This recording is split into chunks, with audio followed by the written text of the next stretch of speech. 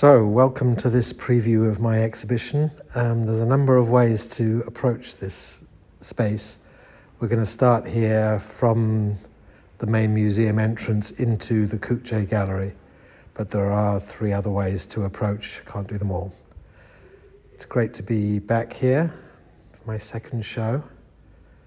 This Kuche installation, as you can see, is based around a dancing project that I've been working on for the last year or so.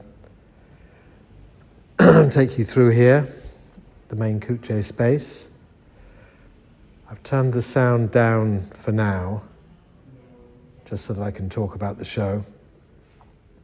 I can't quite remember how it started, but I was looking for something on the internet, possibly walking or dancing or some music, and came across a certain kind of dance on YouTube, mostly called shuffle dancing, and it's a fast, home-produced kind of dance, which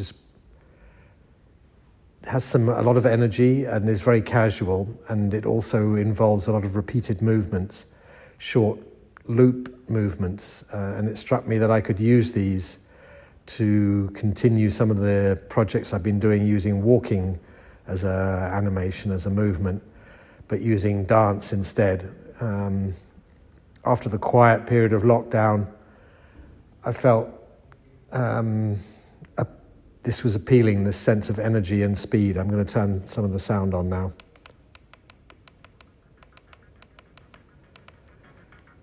I asked someone I knew to take some of the dance music tracks that I've been listening to, mostly from the 2000s, and to create some music loops based on these tracks.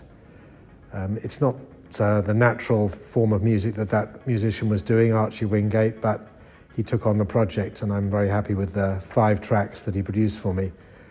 Obviously with sound you can't mix a lot of different tracks, you can only play one thing at a time, so this is let's say track number 3, I can't quite remember which one it is. The dancers pretty much dance in time, and I asked my daughter here, who's in the middle left here with the yellow background, who's a professional dancer, to gather together some other dancers and work out some moves based on these street dances. She worked out the moves with me. We were looking at the dances that we could see, and she taught them to the other dancers.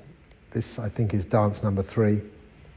And I've spread these out onto individual paintings, as it were, LED screens.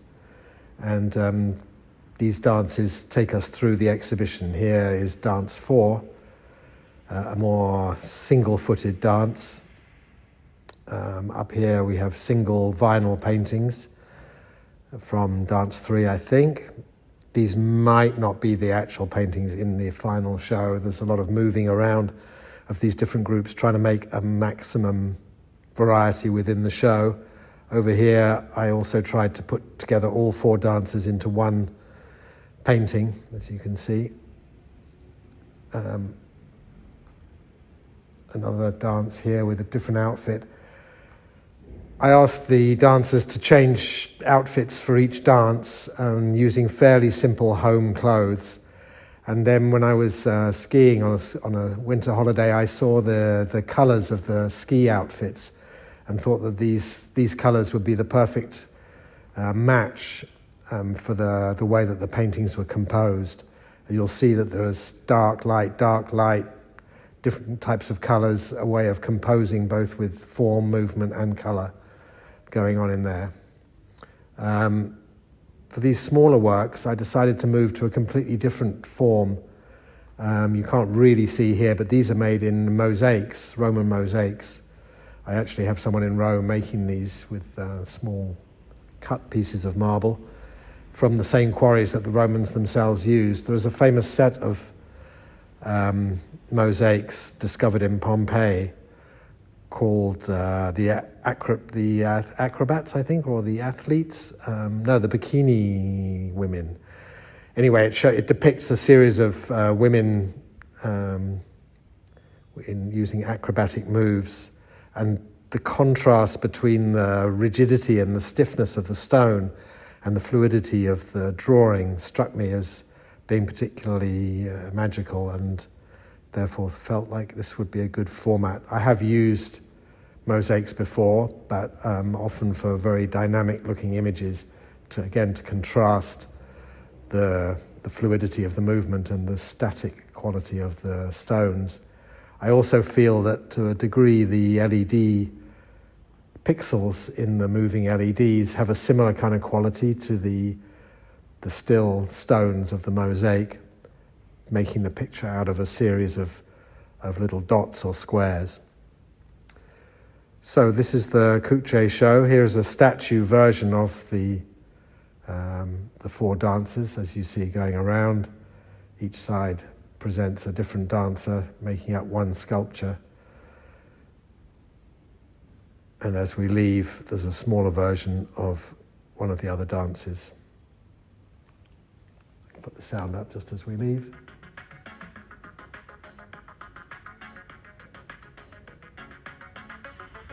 And I'll see you in the next space.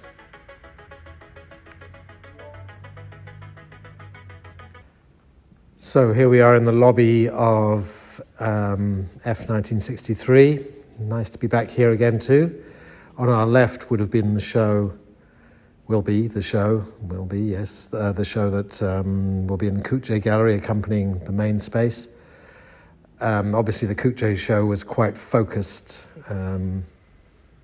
and quite, all around the notion of dance. Here I wanted to spread out a little more in terms of the works that I've been doing over the last while, although walking is quite a large part of this exhibition. So we start with a kind of lobby introductory space with a large painting and a new project of mine, which will involve real people. I'm not so sure that there's such a big difference in my mind between these real people and these images of people. Perhaps they both exist in a sort of shadow land, somewhere between a mental projection and a reality. I drew these people in the painting from photographs taken in Busan last year of people walking down the promenade by the sea. Sent those photographs back to London, drew them from those people, created that out of, you'll see this is made out of metal, layered up in a technique that I've copied from Egyptian wall carvings that are then painted. And over here is a project that I'm planning on making where we'll use real Busanese people, or whoever wants to join in order to create a similar sort of situation of a street scene. They'll be walking on walking machines, and we've turned these into plinths, as you can see. This obviously is an avatar that we've used, which we borrowed off the internet, and the blue space creates a kind of picture behind them. So different ways of looking at art, looking at objects, looking at paintings, creating work. I'm always investigating, thinking, playing around, trying to break my own rules and then make new sets of rules in which will allow me to make some works. And once I'd seen perhaps the possibility of moving away from depicting people but turning real people into part of the picture, it seemed too tempting to actually go ahead and do that in a live space. I am trying to think of how to do that also with the dancing project. Here you'll see some rather odd structures. These are what we call booths or pens, which allow me to present some works using VR goggles, similar to the ones I'm wearing at the moment, which will transform what you see while you walk around the space. I'm not going to talk too much about these because I think I'd rather let you come to the exhibition and see what it's like to be in there. But there's quite a large exhibition to be seen in there. Then you come back to a certain degree to a sense of reality, and a room full of largely sculptures, definitely people, all people from different areas. Some of these are from London, some of them are from Belgium over here, some of them are from Busan over here, and these are also from London. Let's start over here. These people are part of a larger project I've been working on using straight lines. You might have noticed, if you've looked at any previous work, that I tend to use curvy lines, which makes sense when you're drawing curvy things like people. But I wanted to build some very big statues, and I thought of using I-beams, like the ones that you see for construction buildings before they've put the cladding on a building. You see these huge I-beam structures growing up into the town, and I find them rather beautiful in the way that they're like drawings of themselves, drawing of a building that's to be. And so I thought I could build sculptures, pictures of people using these I-beams, which are very strong, but they pretty much have to be straight lines. That you can mess around with them and make curved lines when necessary, but generally they have to be straight. So I built these. They're about 12 meters high. There are some in Spain or Portugal at the moment. But I also wanted to build some on a smaller scale, but I-beams on a small scale doesn't make much sense, and I was trying to think of what kind of has to be straight. And I looked at the chair I was sitting on and thought, wooden poles, although you can bend wood, generally are straight.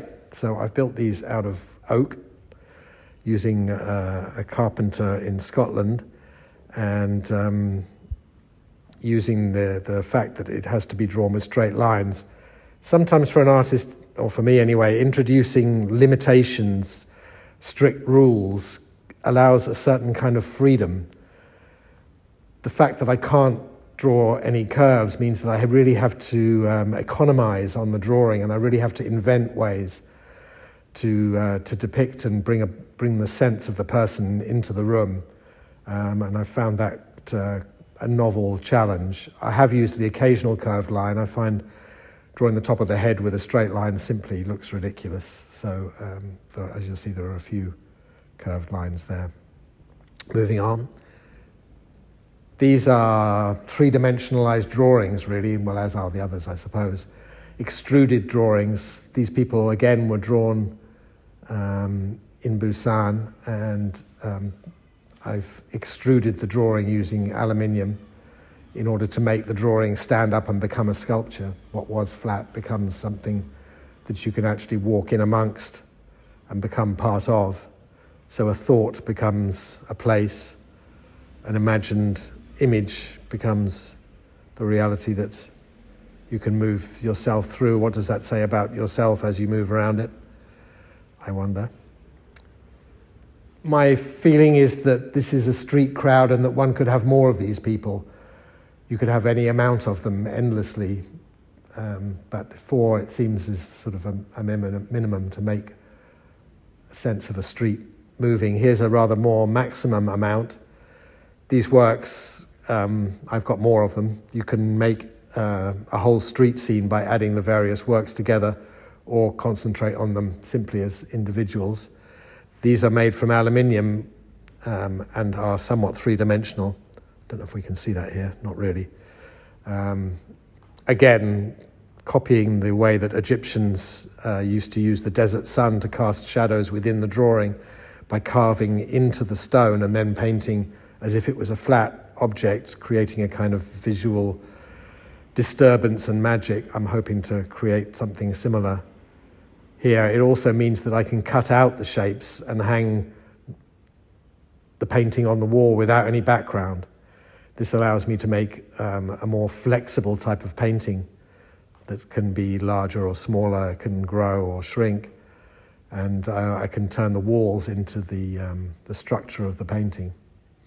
These people were drawn in a similar way to the Busan walkers, but they were drawn along the beachfront in Belgium, in northwestern Europe. You can see that the clothes are more wintry, and everybody's been shopping. I like the idea of these being anybody.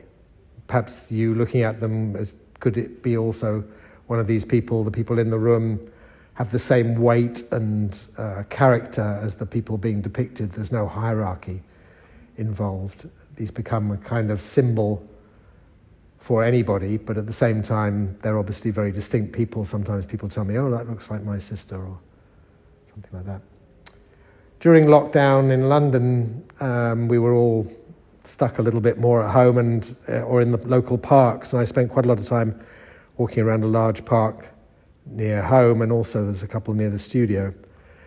And I felt that the way that people organised themselves on the floor, reading, looking at their phones, chatting, made for a very human and very interesting, variable composition, and also said a lot about our bodies and the way that they make shapes, deal with gravity, deal with the weight of our bodies and what we want to do, whether it's read or communicate with each other. At the same time, I'd also been looking a lot at Indonesian sculpture. This whole part of the world was populated some 5,000 years ago by a race, as it were, of people moving out from mainland China and across the Indonesian archipelago, often walking down through Thailand and Vietnam and then out onto the islands. And they share a visual culture which I've been getting to know and enjoying greatly and learning a lot from. And I noticed that a lot of the sculptures, although they're quite drawn, quite flat, and reminding me of some of the things that I'm interested in and the way that I draw, they often use a kind of certain amount of bending, a certain amount of carving, a certain amount of legs and knees bent. And I'd never done this before, and I thought this could be something that would stretch and challenge the way that I've been drawing. But it can't really be done with square lines, with flat lines. When you get to the knees, and as the knees bend outwards, the joints become impossible to fabricate out of square tubes. So looking around, I started looking at the bicycle racks in the city and handrails moving around the underground station staircases, and thinking that here was a language and a structural fabrication method that would allow me to move in any direction and bend and twist. It also, I think, gives the statues a sort of sense of purpose and an urban quality of strength and flexibility at the same time, which seems to both mix with bodies and figures, but also with urban situations. So people in towns built out of the fabric of the town itself. So this is the main space, and I've built this kind of landscape of people for you to walk around and get to know. At the back, we have a little more space, and I've used that to create some more of these booths and pens for the VR experience. I'll be asking people to come here, put on a pair of goggles, and walk into this space and see a whole other exhibition of works that are only visible through the goggles. So I think we've pretty much covered the whole exhibition, and I hope you'll come and see the real thing, which won't be entirely like this, but roughly. Thank you.